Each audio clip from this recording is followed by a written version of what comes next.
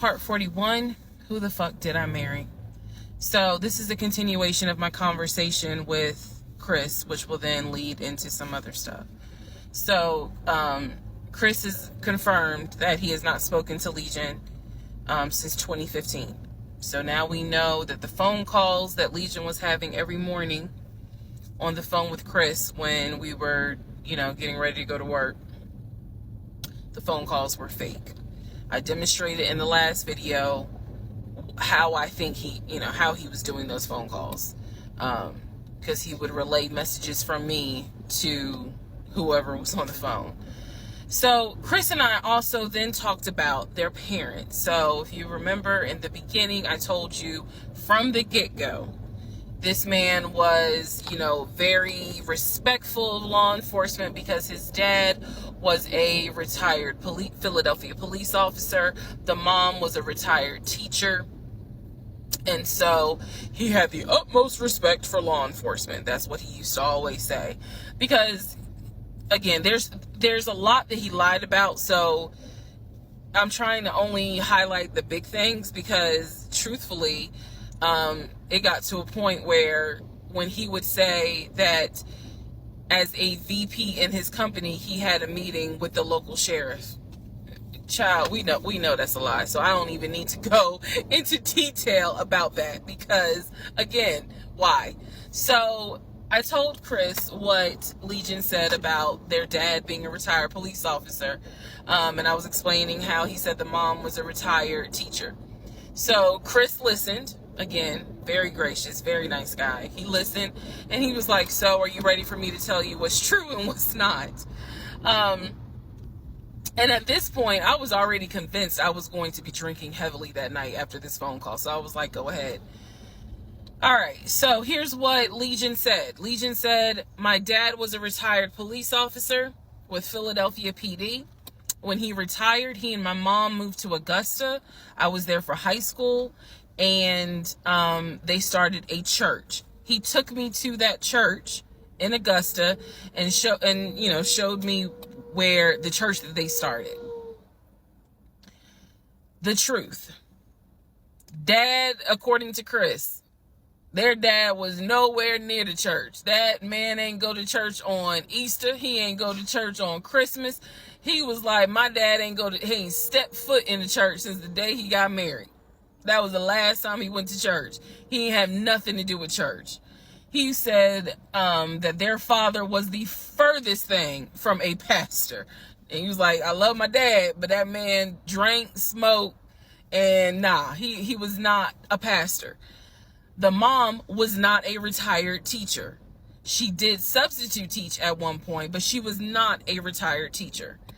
The dad was a truck driver.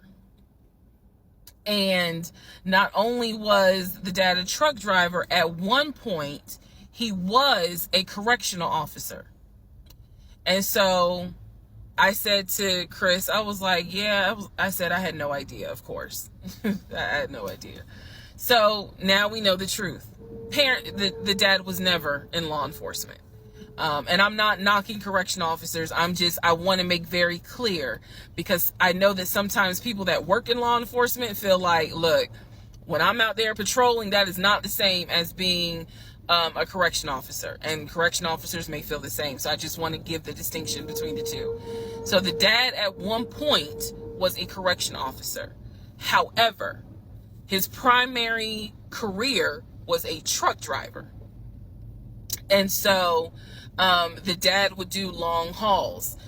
So Chris is explaining, no, he was like, now that's funny. He said, if you knew our dad, you would understand how funny that is to even insinuate that he was a pastor.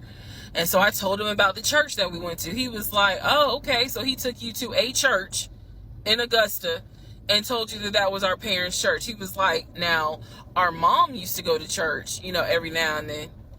But he said, our dad ain't been to church since the day he married mom.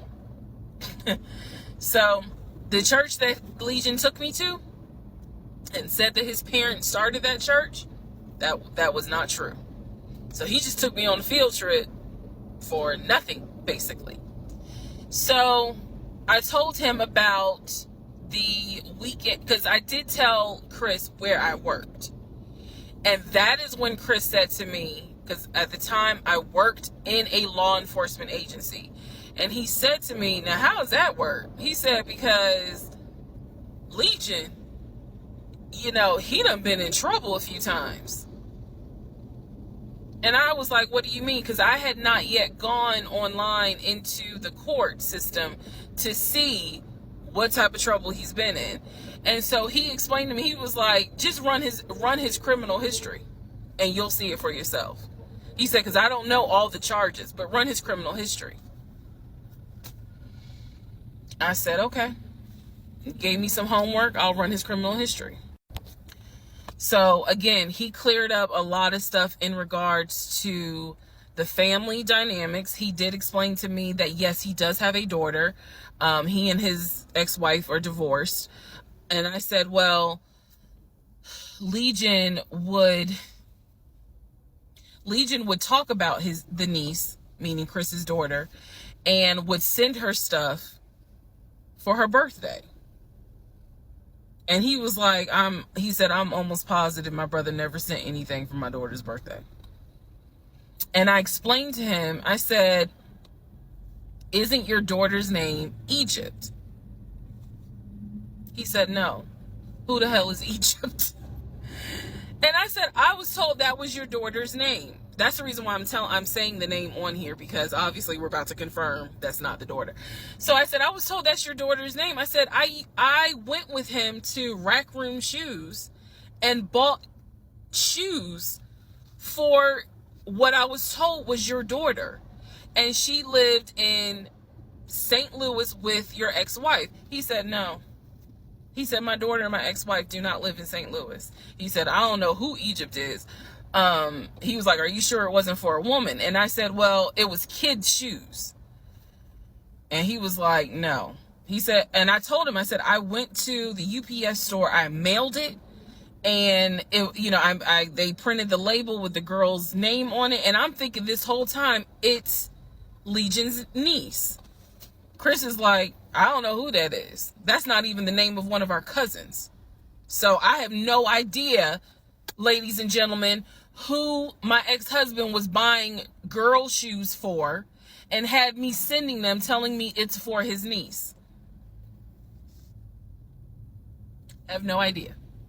So Chris is like, yeah, he finally said to me the same thing the ex-wife said, which is pretty much whatever he told you is a lie. And I'm being honest with you guys. It is very hard to comprehend that everything is a lie. Like, there has to be something that's true. I'm like, how was he paying? If he wasn't working at the condiment company, or he got fired from the condiment company, how was he still paying the bills? Keep in mind, we never joined our accounts. He wanted to, but we never did, because he wouldn't show me the offshore, the savings account, which of course never existed. So I'm just trying to figure out, like, I know that I saw his checking account. I know that I saw his savings account, and he had money in there. Something had to be true. Something had to be true. And Chris was like, no. He said, it sounds like everything my brother said, everything that he told you was made up. He said, those phone calls were definitely made up. He said, I don't know who Egypt is. That's not any family member of ours. I don't know who Shantae is. We don't have a sister. He said, we don't have half brothers. He was like, I'm telling you who the family members are. He said, I am so sorry that my brother put you through this. So now let's go into the next part.